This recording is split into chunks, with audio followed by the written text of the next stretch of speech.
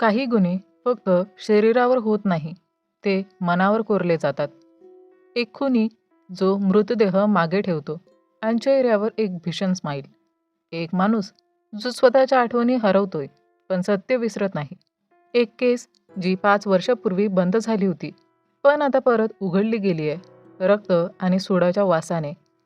ही फक्त हत्येची गोष्ट नाही, ही आहे गुन्हेगाराच्या मनात डोकवणारी एक थरारक सफर. सत्य आणि भ्रम यांच्या सीमेवर चाललेली एक घातक शिकार आणि मानसिक विकृतीच्या खोल गर्तेतले एक भीषण सत्य. कधीकधी खरी भीती चेहऱ्यावर नसते, ती लपलेली असते एका बनावट हसण्यात. एक स्माईल जी आत्म्याला हादरवून टाकते. एक खुनी जो प्रत्येक शिकारीच्या चेहऱ्यावर कायमचं हसू ठेवतो. एक माणूस ज्याचं स्वतःचा भूतकाळ विस्मृतीत गेलंय पण न्याय करण्याची आंतरिक ओढ अजूनही जिवंत आहे.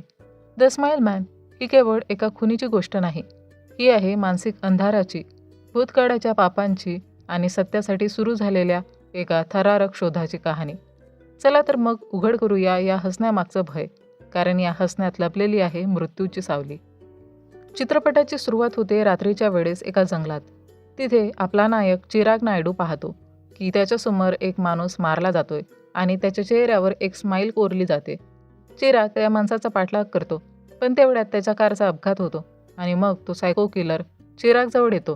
तो म्हणतो, आजवर मी खूप लोकांना मारला आहे, पण तुला एक खास गोष्ट सांगायची आहे.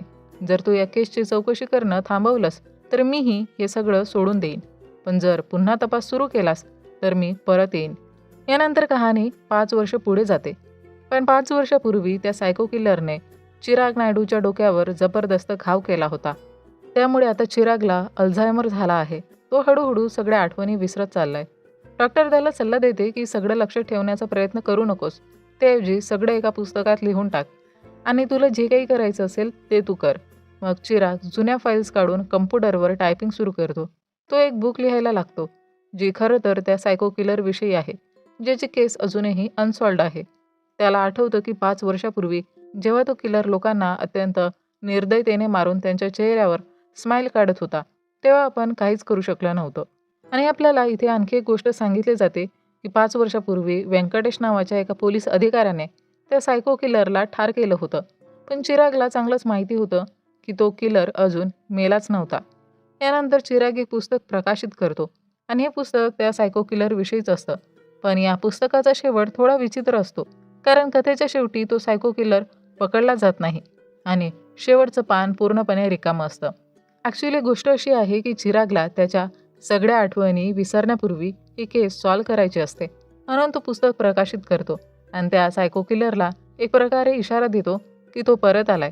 यानंतर आपण पाहतो की अरविंद नावाच्या पोलीस इन्स्पेक्टरला, जो व्यंकटेशचा मुलगा आहे, आणि व्यंकटेश हाच तो पोलीस होता ज्याने 5 वर्षापूर्वी सायको किलरला मारलं होतं. अरविंद चिरागशी व्यंकटेशबद्दल बोलतो, कारण खरं तर त्या घटनेनंतर व्यंकटेश अचानक गायब झाला होता. त्याचा आजपर्यंत काहीच पत्ता लागलेला नाही. अरविंद नुकताच पोलीस खात्यात भरती झाला आहे. यानंतर आपण पाहतो की चिराग विराट नावाच्या एका व्यक्तीची मदत घेतो. तो शहरातल्या 4 अशा लोकांबद्दल माहिती काढतो जे अत्यंत नीच आणि घाणेरडे आहेत. त्या 4 जणांपैकी एक जण शाळेचा हेडमास्तर आहे आणि तो लहान मुलींचं शोषण करतो. त्यामुळे चिराग त्याच्याशी भेटतो आणि खूप प्रेमाने जणू मित्रासारखा गप्पा मारतो. पण जेव्हा तो हेडमास्तर निघून जाणार असतो, तेव्हा आपण पाहतो की सायको किलर तिथे येतो आणि त्या हेडमास्टरला किडनॅप करून नेतो. पुढच्या दिवशी सकाळी कचऱ्याच्या ढिगात त्याचा मृतदेह सापडतो आणि त्याच्या चेहऱ्यावर एक स्माईल कोरलेली असते. तेव्हा सर्व पोलीस तिथे पोहोचतात आणि तपास सुरू करतात. हे स्पष्ट होतं की त्या माणसाला इथे ठार मारलेलं नाही, तर दुसरीकडेच कुठे ठार मारून त्याची लाश इथे आणून फेकलेली आहे. ही घटना जेव्हा चिरागला कळते, तेव्हा अरविंद त्याच्याशी बोलतो आणि सांगतो की त्या दोघांनी एकत्र या केसवर काम करावं, कारण स्माईल मॅन परत आलाय. पण बहुतेक लोकांचं असं मत आहे की हा सध्याचा स्माईल मॅन 5 वर्षापूर्वीचा स्माईल मॅन नाही आहे. पण चिरागला हे अगदी चांगलं माहीत असतं की हाच खरा स्माईल मॅन आहे, कारण 5 वर्षापूर्वी त्या किलरने स्वतः चिरागला सांगितलं होतं, जर तू पुन्हा या केसवर काम करण्यासाठी परत आलास तर मलाही परत यावं लागेल. आणि आता चिराग परत आलाय आणि इन्व्हेस्टिगेशनही पुन्हा सुरू झालं आहे. चिराग हे प्रकरण पुन्हा उघडण्याचा प्रयत्न करतो, पण एक मोठी समस्या अजूनही आहे, त्याचा अल्झायमर. त्याला लहान सहान गोष्टींचाही विसर पडतो, म्हणून तो प्रत्येक गोष्ट रेकॉर्ड करून ठेवतो आणि नंतर ती पुन्हा ऐकून आठवण्याचा प्रयत्न करतो. पुढच्या दिवशी विराट चिरागला भेटायला येतो. विराट हा एक रिटायर क्लर्क आहे, जो आता चिरागची मदत करत असतो. तुमचे खूप खूप आभार. तुम्ही मला पैसे दिले म्हणून मी आता माझ्या मुलीचं ॲडमिशन एका चांगल्या कॉलेजमध्ये करू शकलो. चिराग विराटला बोलतो, तुला इथे येण्याआधी मला कळवायला हवं होतं. आता तुझ्याही जीवाला धोका होऊ शकतो. यानंतर चिराग हेडमास्टरच्या ऑटोप्सी रिपोर्टसाठी हॉस्पिटलमध्ये जातो. तिथे डॉक्टर त्याला सांगतात की त्या किलरने हेडमास्टरला अत्यंत धारदार हत्याराने कापला आहे आणि तो या गोष्टीत एक्सपर्ट वाटतोय. डॉक्टर म्हणतो, आमची ऑटोप्सी मशीनसुद्धा इतकं परफेक्ट कट करू शकत नाही. चिराग तिकडून निघतो, पण फक्त 2 मिनिटातच तो परत येतो आणि पुन्हा ऑटोप्सी रिपोर्ट विचारतो. त्यावर लक्षात येतं की चिराग अल्झायमरमुळे आधीची सगळी माहिती विसरला होता आणि म्हणूनच तो परत आला होता रिपोर्ट घेण्यासाठी. पुढच्या दिवशी पोलीस हेडक्वार्टरमध्ये एक माणूस येतो आणि तो स्वतःची ओळख सायको किलर म्हणून सांगतो. तो म्हणतो, मीच सर्व लोकांना मारला आहे. मीच तो स्माइली मॅन आहे. पण जेव्हा चिराग त्याच्याशी बोलायला लागतो, त्याला लगेच समजतं की हा तो खरा किलर नाही. तो हे सगळं अरविंदलाही समजावतो की हा तो खरा किलर नाही आणि तू माझ्यावर विश्वास ठेव. कारण चिरागला आठवतं 5 वर्षापूर्वी त्याने त्या खऱ्या सायको किलरच्या पायावर गोळी मारली होती, पण समोरच्या माणसाच्या पायावर कुठलाही जखमेचं निशाण नव्हता, म्हणून तो खरा किलर असूच शकत नाही. त्या रात्री विराट आपल्या घरी परतत असतो. तेवढ्यात एक जीप त्याचा पाठलाग करत असते. हळूहळू ती जीप विराटच्या घरापर्यंत पोहोचते. विराटच्या घराबाहेर जो माणूस उभा असतो तो स्वतःला सांगतो की मी चिराग नायडू आहे. पण जेव्हा विराट खऱ्या चिराग नायडूला कॉल करतो, तेव्हा चिराग म्हणतो, मी तर घरीच आहे. तेव्हा समजतं की विराटच्या घराबाहेर जो उभा आहे तो खरा चिराग नव्हे तर तोच सायको किलर आहे. चिराग हे समजतात विराटच्या घराकडे धाव घेतो, पण तेवढ्यात खूप उशीर झालेला असतो. तो सायको किलर घरात घुसतो आणि विराटला क्रूरपणे ठार मारतो. अल्झायमरमुळे चिरागला विराटचं घर शोधायला खूप अडचण येते. कसं बसं करत तो तिथे पोहोचतो, पण तेव्हा तर विराटचा मृतदेह सुद्धा तिथे नसतो. फक्त रक्ताचे डाग पाहून चिराग समजतो की इथे काहीतरी खूप भयंकर घडलं आहे. तो लगेच अरविंदला कॉल करतो आणि संपूर्ण पोलीस विभागाला अलर्ट करतो. तो सांगतो, 20 किलोमीटरच्या परिघात किलर असण्याची शक्यता आहे, कारण अजून एक खून होणार आहे. अरविंद चिरागच्या म्हणण्यानुसार तपास सुरू करतो. चिराग एक ठिकाणी उभा राहून त्या किलरची वाट पाहतो. तेवढ्यात एक पोलीस फोनवर बोलत असतो आणि ब्रिजवरून खाली पाहतो. तेव्हा त्याला दिसतं की एक ऑटोवाला विराटचा मृतदेह फेकून पळून जातोय. तो पोलीस लगेच त्या ऑटोवाल्याला पकडतो. सगळ्या पोलिसांना वाटतं की हा ऑटोचालकच तो सायको किलर आहे. सगळे खूप खुश होतात सायको किलर पकडला गेलाय म्हणून. पण त्याच वेळी एक जीप तिथून निघते. त्या जीपमध्ये काहीच नसतं, तरीही ती वेगाने निघून जाते. पण चिरागला संशय येतो. तो त्या जीपला थांबवण्याचा प्रयत्न करतो, पण ती जीप वेगात सुटते आणि चिरागसमोर एक स्माइली बॉल फेकून जाते.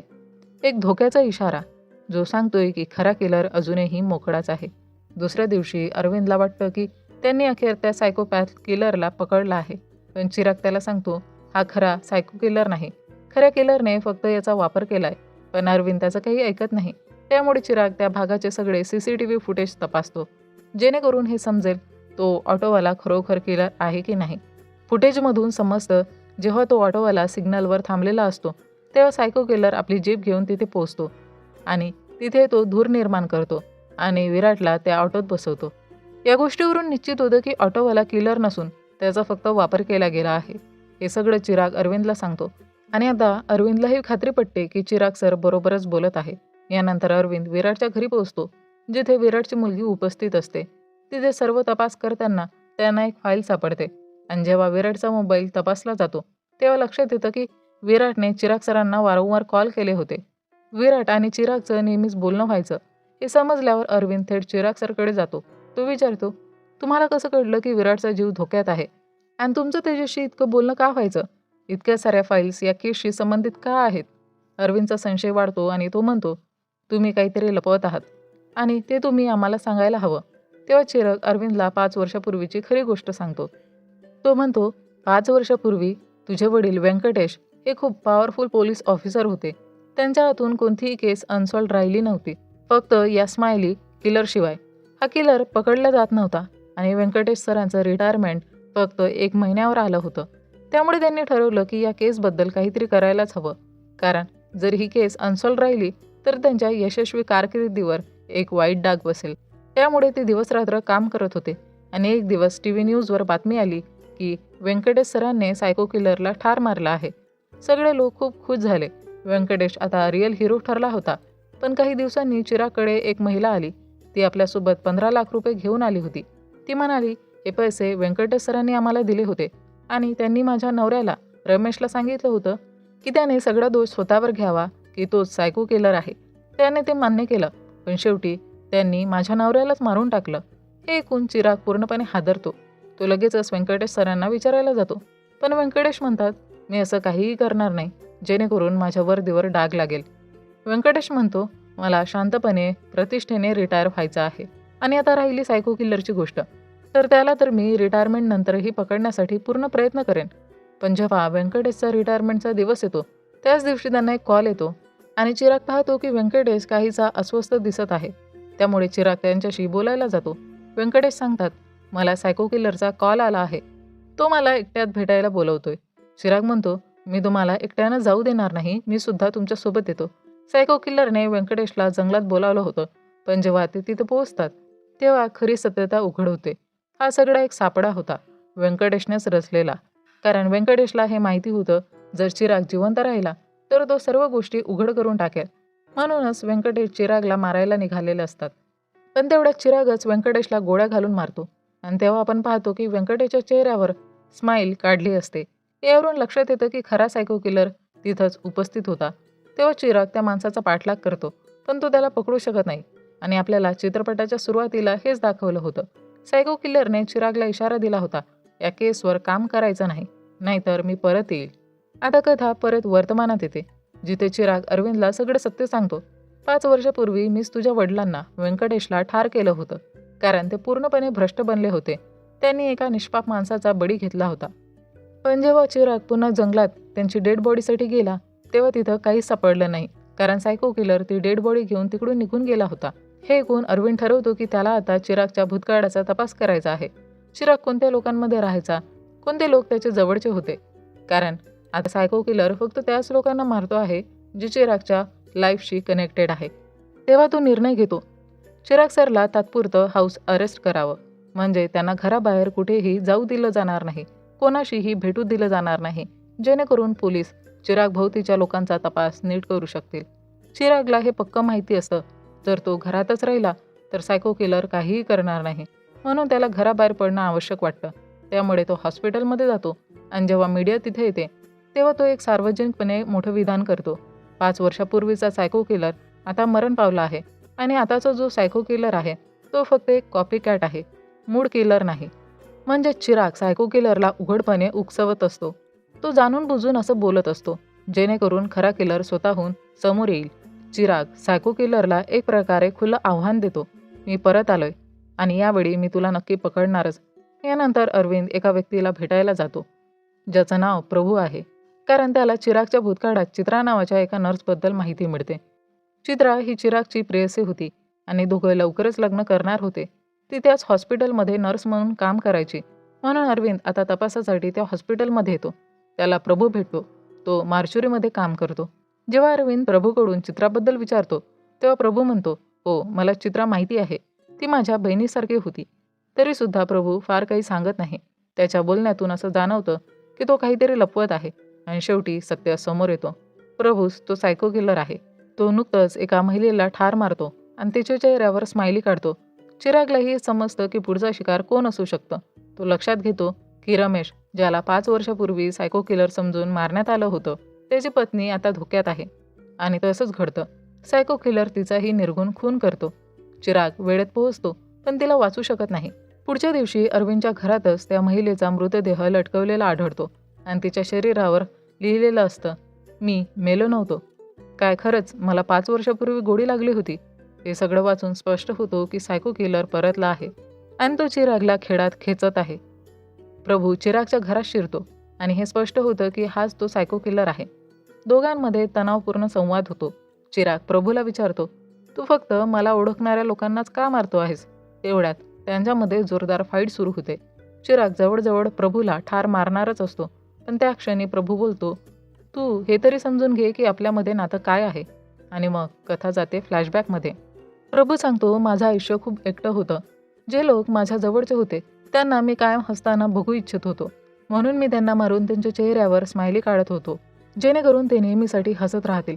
प्रभूला मृतदेहांबरोबर काम करणं खूप आवडू लागलं. म्हणूनच तो हॉस्पिटलच्या मॉर्च्युरीमध्ये काम करू लागला. पण तिथेही कोणी त्याला भाव देत नसे. तेव्हा चित्रा नावाची नर्स हॉस्पिटलमध्ये आली. कोणीही त्याच्याशी नीट वागत नव्हतं. पण एक दिवशी ती प्रभूकडे आली आणि त्याच्याशी प्रेमळपणे बोलली. हळूहळू दोघं एकमेकांच्या जवळ येऊ लागले आणि प्रभूला चित्रा आवडू लागली. मग प्रभूने एक दिवस चित्राला प्रपोज केलं. पण चित्रा म्हणाली, माझं तुला आवडणं महत्त्वाचं नाही. तुला माझ्या मुलीचंही मन जिंकलं पाहिजे. चित्राची एक 5 वर्षाची मुलगी होती जान्हवी. त्या मुलीचं मन जिंकण्यासाठी प्रभू तिच्या घरी गेला. तो तिच्याशी खेळायला लागला. त्यावेळीच प्रभूने पाहिलं की चिराग सर तिथे येतात. जान्हवी त्यांना खूप मानते आणि ती त्यांच्यासोबत सतत खेळत असते. त्या क्षणी प्रभूच्या मनात असूया आणि द्वेष उगम पावतो. कारण जान्हवी आपल्या अंकल चिरागच्या जास्तच जवळ होती आणि प्रभूच्या प्रयत्नांकडे दुर्लक्ष करत होती. एक दिवस जान्हवीने अगदी सहजपणे प्रभूला बोललं, तुम्ही माझ्या मम्मीशी लग्न करा, म्हणजे आपण नेहमी एकत्र राहू. हे ऐकून चिराग सर तिला समजावतात. इतकी मोठी गोष्ट एका लहान मुलांनी करायची नसते. आणि काही दिवसांनी एक दिवस जान्हवी घरी एकटीच असते आणि प्रभू तिच्या घरी येतो. तो तिला सांगतो, मी आणि तुझी मम्मी एकमेकांना पसंत करतो. पण जर तू मला पसंत केलंस तरच तुझी मम्मी माझ्याशी लग्न करेल.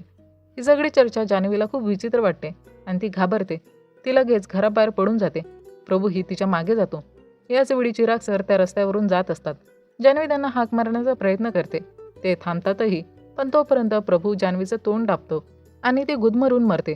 ही हत्या प्रत्यक्ष हेतूने घडलेली नव्हती, पण तरीही प्रभूच्या मनात एक समाधान निर्माण होतं. जान्हवी आता नाही, म्हणजे माझ्या मार्गात अडथळा नाही. आता चित्रा माझ्याशी लग्न करेल. पण नियतीला काही औरच मान्य होतं. चित्रा तेव्हाच तिच्या खोलीत जाऊन आत्महत्या करते. हे पाहून प्रभू पूर्णपणे हादरतो आणि स्तब्ध होतो.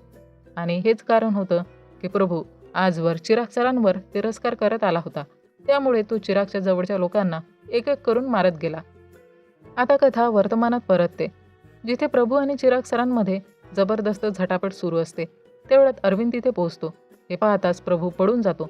पण चिराग सरला माहिती असतं की तो नेमका कुठे गेला आहे. ते आपल्या आवाजाच्या रेकॉर्डिंग ऐकतात आणि त्या जागी पोहोचतात. इथेही प्रभू आणि चिरागमध्ये जोरदार फाईट होते आणि काही वेळाने प्रभू वरचढ ठरतो. तो चिरागला ठार मारणारच असतो. तेवढा चिराग सर जोरात हातोड्याने त्याच्या डोक्यावर घाव करतात आणि त्याला ठार मारतात. आणि याचप्रमाणे स्माइली किलरच्या केसमधलं हे अखेरचं पान लिहिलं जातं. संपूर्ण केस सॉल्व्ह झालेली असते. याचं संपूर्ण श्रेय अरविंद चिराग सरांना देतो, कारण त्यांच्यामुळेच हे सर्व शक्य झालं होतं. आणि इथे हा थरारक चित्रपट संपतो. कधी कधी न्याय मिळतो, पण त्याची किंमत खूप वैयक्तिक असते. चिरागने आपल्या आठवणी गमावल्या, आपल्या जवळचे लोक गमावले, पण शेवटी त्याने एका विकृत मानसिकतेचा शेवट केला. स्माइली मॅन आता संपला आहे, पण त्याने मागे सोडलेलं भय आणि दुःख ते कायमच लक्षात राहील. हा फक्त एका किलरच्या कथेचा शेवट नव्हता. हा एका माणसाच्या, एक पोलीस ऑफिसरच्या आणि एका बापाच्या चुकीची किंमत भरणाऱ्या संघर्षाची कहाणी होती. आता शहर सुरक्षित आहे, पण चिरागच्या मनात शांतता नाही. कारण सत्य जितकं उजड असतं तितकंच ते वेदनादायीही असतं. हसऱ्या चेहऱ्यामागे लपलेलं दुःख, राग किंवा विकृती आपल्याला कधीच दिसत नाही. प्रत्येक हसू निरागस असेलच असं नाही. कधीकधी हसणं एक इशारा देतो आतल्या अंधाराचा. प्रभूसारख्या व्यक्तिरेखा दाखवतात की एकटेपणा, दुर्लक्षितपणा आणि अस्वस्थता हळूहळू माणसाला आतून पोखरत जाते. मानसिक आजार आणि भावना योग्य वेळी समजून न घेतल्यास ते धोकादायक रूप घेऊ शकतात. तर मंडळी, सतत सावध राहा. प्रत्येक चेहरा ओळखता येतोच असं नाही. स्माइली मॅनसारखा खुनी चेहऱ्यावर हसू ठेवून मृत्यू देतो, म्हणजेच प्रत्येक हसणारा चेहरा विश्वासार्ह असेलच असं नाही. सत्य उशिरा का होईना पण समोर येतच. चिरागला थांबवण्याचा प्रयत्न झाला, पण त्याची जिद्द आणि सत्याची ओढ शेवटी सर्वांना सत्य समोर आणायला भाग पाडते.